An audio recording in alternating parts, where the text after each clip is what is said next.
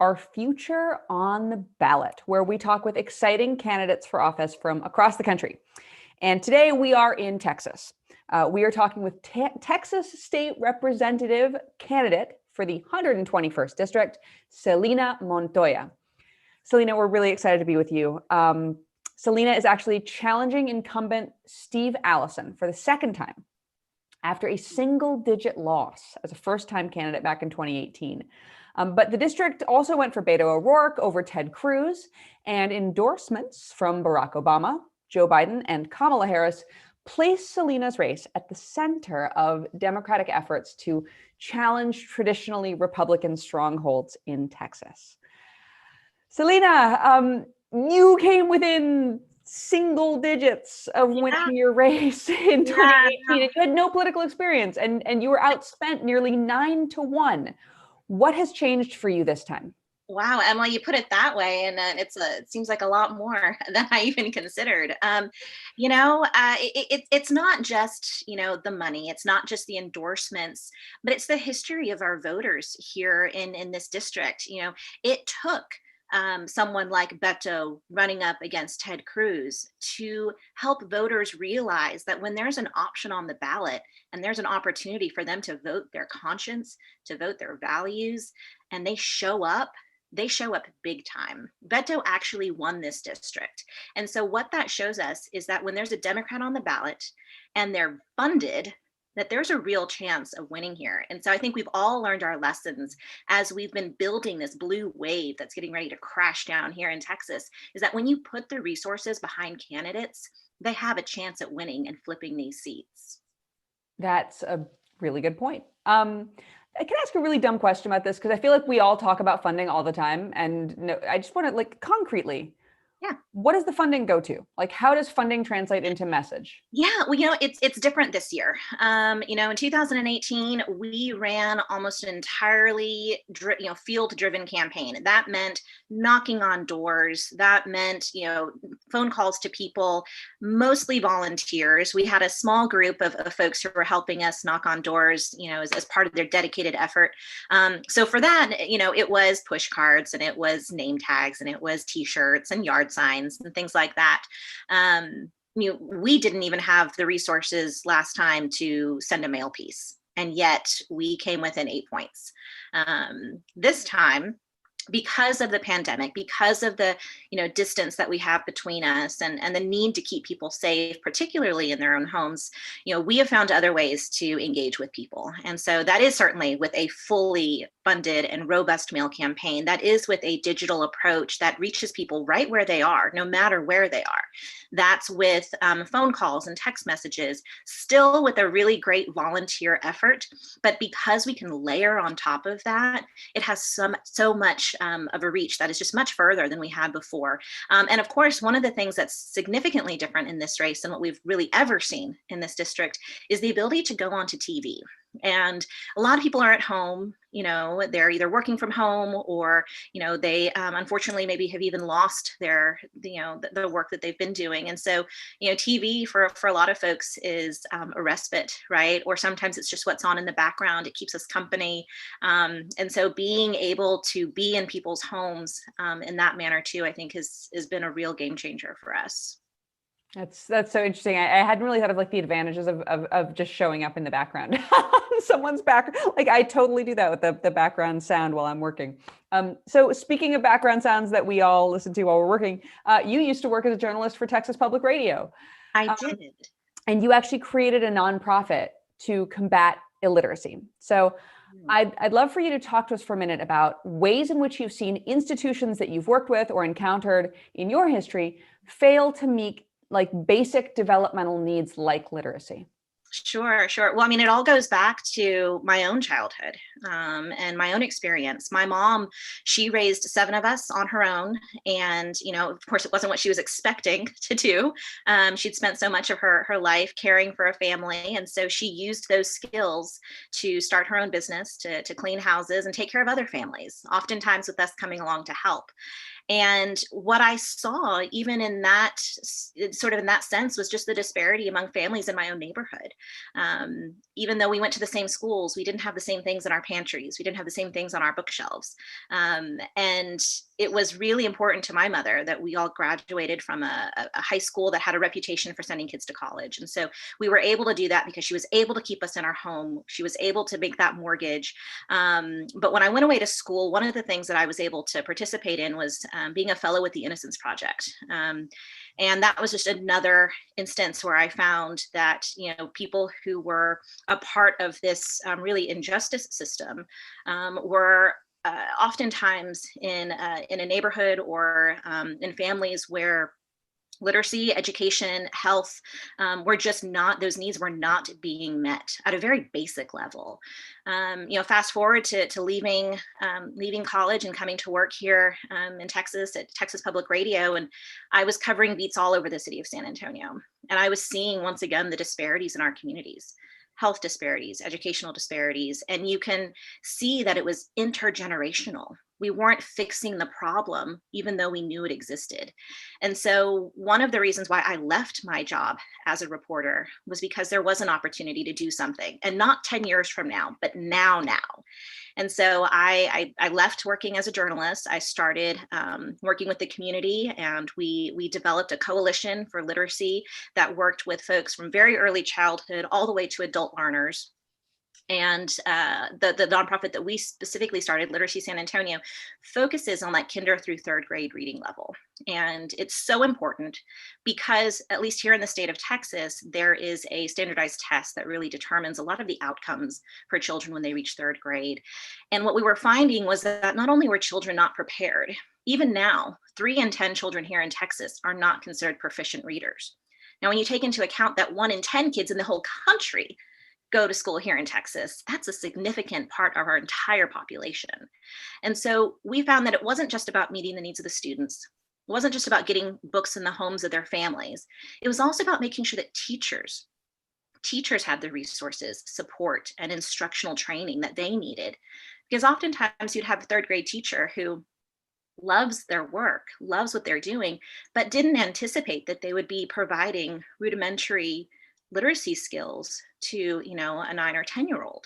Oftentimes, those skills are gleaned in kinder and first grade, and that doesn't always happen. There is a deliberate approach that often has to come with reading and teaching reading, and so you have to have that training for teachers to make that happen.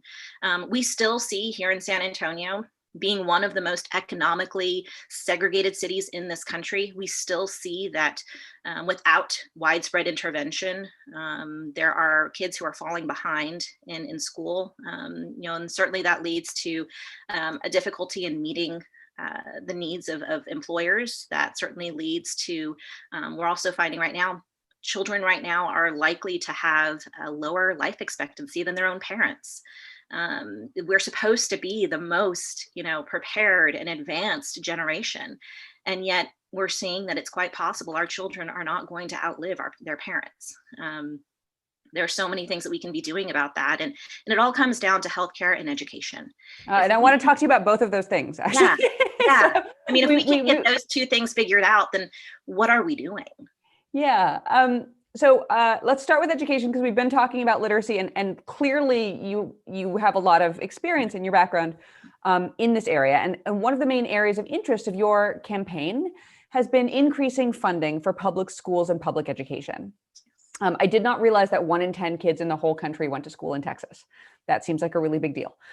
So what is your plan to change how the public schools work in Texas? Yeah, well, it's like a lot of things, it's going to take multiple years, and it's going to take a multiple pronged effort, right? It can't be something that just the Democrats come up with. It can't be something that's just left to the State Board of Education. It can't be something that's just left to teachers in their classrooms. We are all going to have to work together. And fortunately, I've had the experience of working in a coalition where we truly collaborated at a deep level to make that work. And that's exactly what this is going to be. One of the things we're going to have to start with here in Texas is protecting our daily allotment for funding our schools. I know that we're going into a deficit budget. We know that every single penny is going to be on the line. We cannot cannot cut any school funding. We can't afford it. There are over $40 billion in tax incentives and tax opportunities that are allowing folks to basically not pay taxes. And yet, we have a shortfall currently of about $4.5 billion. If just 10% of those tax abatements were taken off the table, even in a short period of time, we can ensure that we are protecting the school funding that we have now, and we can start creating a fund for sustainability. We know that the growth in our public schools is only going to continue. And if we want to make sure that we're meeting the needs of every student and every teacher, we're going to have to invest. If this pandemic has taught us anything, and I can say this because I have 2 school-age children who are distance learning at the moment. I can hear them on the other side of this door in their class. We have to be prepared to be agile. We have to prepare to be truly innovative. And we have to be prepared to provide the resources, whether that's in making sure that internet is accessible, if hardware is available, that teachers have the training they need once again. Then we have to be prepared to make that investment. No cuts in education is the only answer at this point.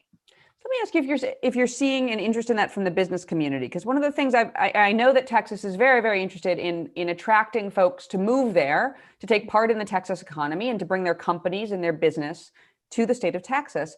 And it seems to me that if you're recruiting people like you and me who have school-age kids, one of the most persuasive things you could say would be, we have the greatest public school system, et cetera. Have you seen interest in that from business leaders as a recruitment tactic? Certainly, absolutely.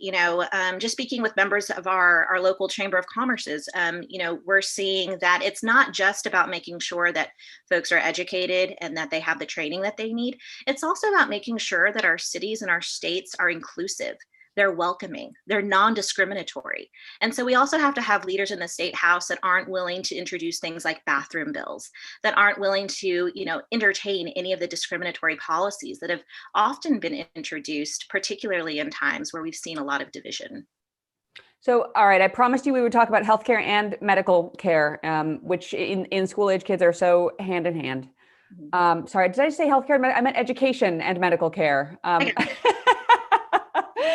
You got me. All right. So you have talked about expanding Medicaid in Texas.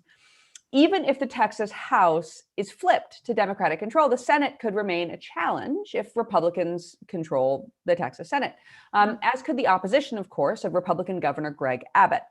What is your plan dealing with those realities to expand Medicaid?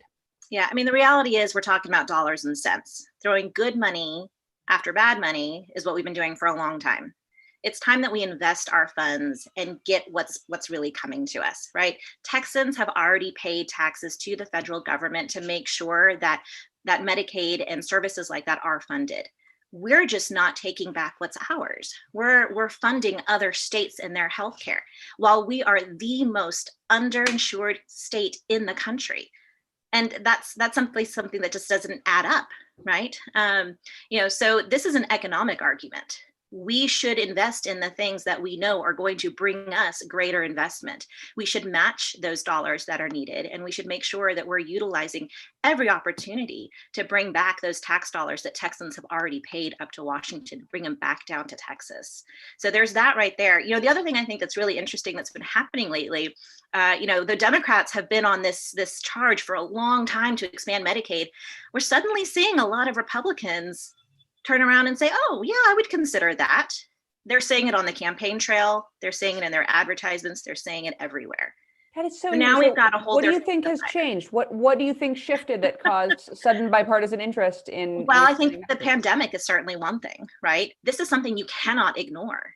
And it's devastating the most vulnerable of us. You cannot ignore that. But also, I mean, the reality is, my seat hasn't had a Democrat run for this before I did for 20 years. And this isn't the only seat that's up for grabs. There are 9 seats that are needed to take over this House majority here in Texas, and at least 17 that are targeted to flip all in all. So what that's telling me too, though, is that the people here in Texas say that they want more. If you look at every other state that's put Medicaid expansion on the ballot for voters, they have passed it every single time. Since we can't do that here, it is incumbent upon our elected leadership to give the people what they want. And this is exactly what they want, is to expand Medicaid.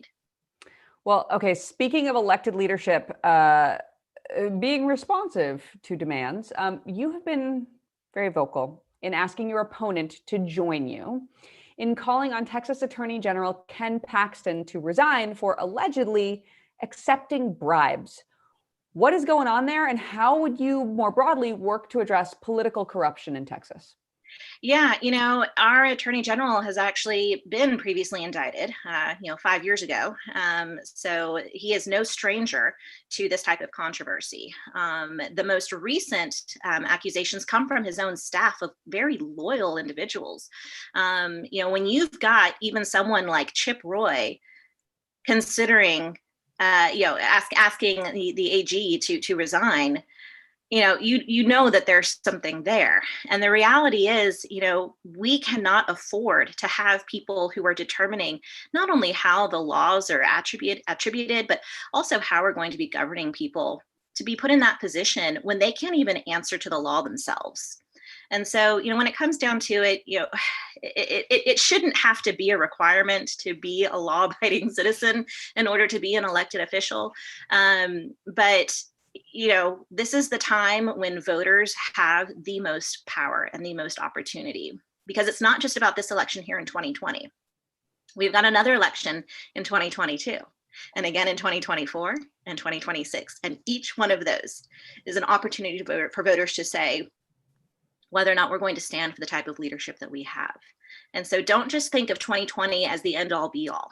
This is just the start of something where we'll be able to transform not only the leadership here in Texas, but what Texas is able to do for its people. If we want to expand Medicaid, if we want to have equitable school funding, if we want to make sure that we are redistricting in a way that's fair and square, then we need to make sure that we have leaders that put all of those at the top of their ticket when it comes to values. So I'm going to ask you one last question before we wrap, that is about your history and perspective. And we talked about your literacy work, and you mentioned something at the very beginning of this call, which is that you had one of your early jobs was working for the Innocence Project in Texas, which, as we know, has been a completely groundbreaking organization in terms of reversing wrongful convictions, innocent people who have been incarcerated. And I'm wondering, the typical politician path so often involves a prosecutorial background. People locking people up to find their way into elected office. But you seem to have come from kind of an opposite path of setting people free in order to, and working, in communities that have been so often abandoned by the systems that are supposed to serve them. I'm wondering if you could just spend a minute talking with us about how your perspective is different because of that background. Yeah. Well, thank you, Emily. And just to clarify, I worked with the Innocence Project at Northwestern University up in Chicago while I was a student up there. And, I so wish it were the case that it was about setting people free. The fact of the matter is, one of the gentlemen whose cases we took was in this sort of unending cycle of just appeals, and he passed before he was released. The fact that is even something that happens is something that certainly weighs on me. I still keep in touch with the team and his family, and it's changed their lives and it's changed ours. To your point, coming from a place where you've seen how the justice system has made mistakes, and it's not just the system. I mean, people make mistakes too. But without the opportunity to correct them, that's where we need to do better. We're all people in this. I know sometimes it can be easy to forget that, a face on a billboard or on a screen or whatever, is some kind of talking head. We're people. I'm a mom, I'm a wife, I'm a daughter, I'm a sister.